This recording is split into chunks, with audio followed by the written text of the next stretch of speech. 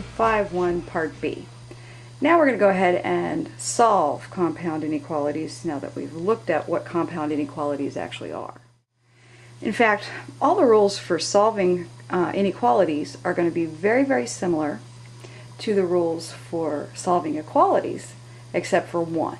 And oh baby baby, is that one going to be important.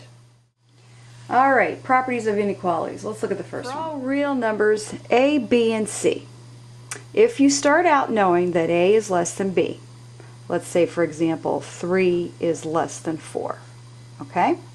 Then a plus some other number, no matter what it is, as long as it's a real number, you add that to the a and you add it to the b, and you're still going to have an inequality situation. Let's take -7 for example. Is 3 plus -7 less than 4 plus -7? Okay, that's what we've added to both sides. Alright, well let's see. 3 plus -7 is -4, and 4 plus -7 is -3. Now this one's farther away from 0 to the left, so by George, that still is less than. This will hold true. This is very, very similar to the addition property of equality. So it's the addition property of inequality. Alright, let's see. Is there a multiplication property of inequality? Alright, let's again start. A is less than B. Alright, so let's try 3 is less than 4.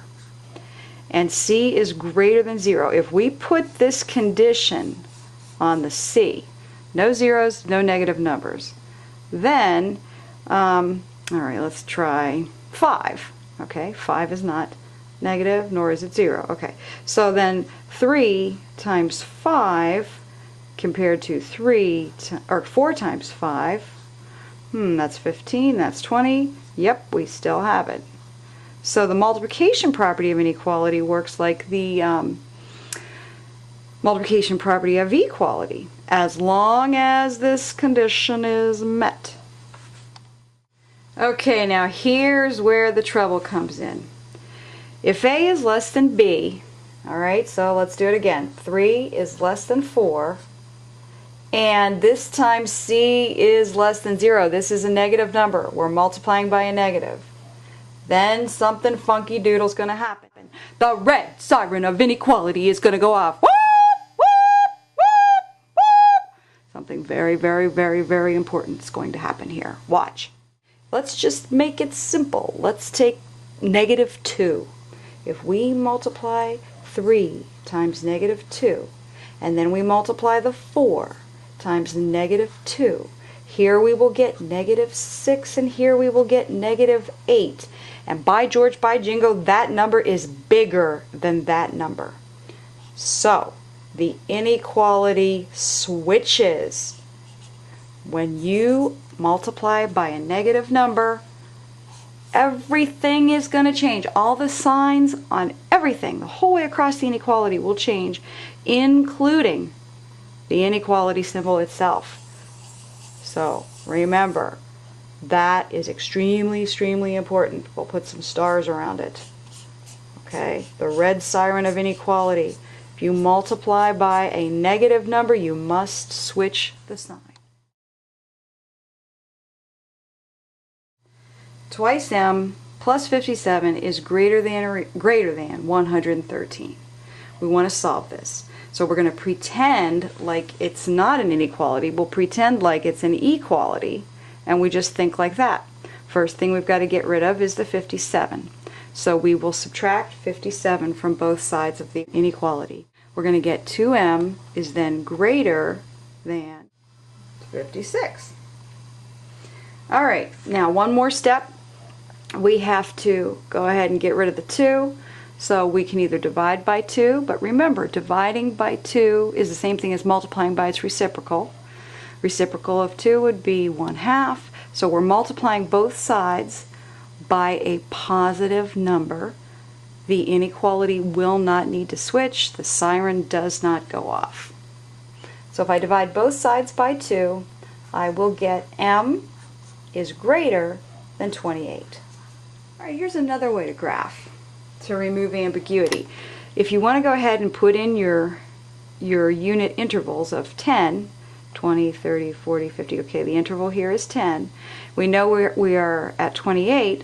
Go ahead and put a little extra tick mark in, where approximately where you think 28 would be.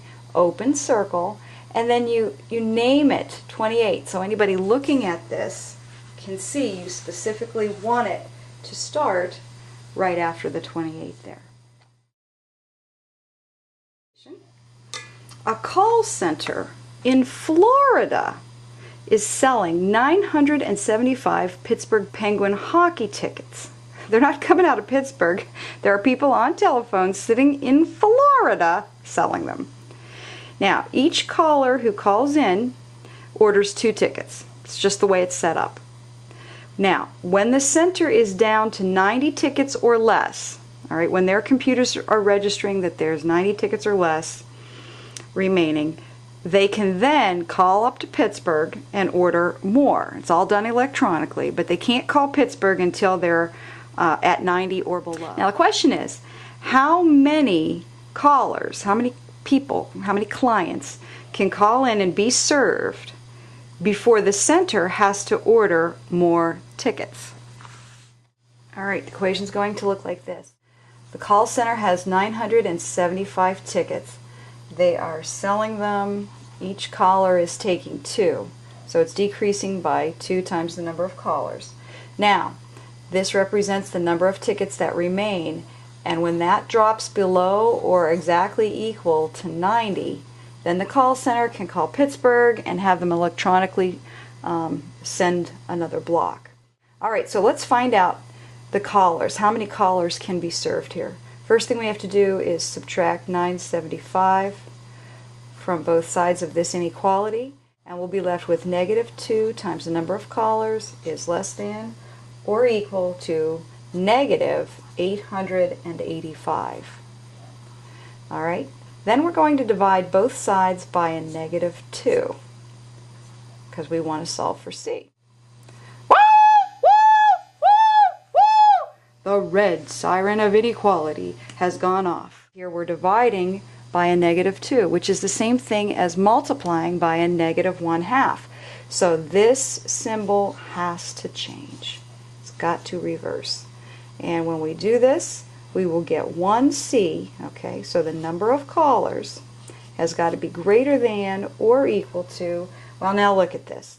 This is going to divide out to 442.5.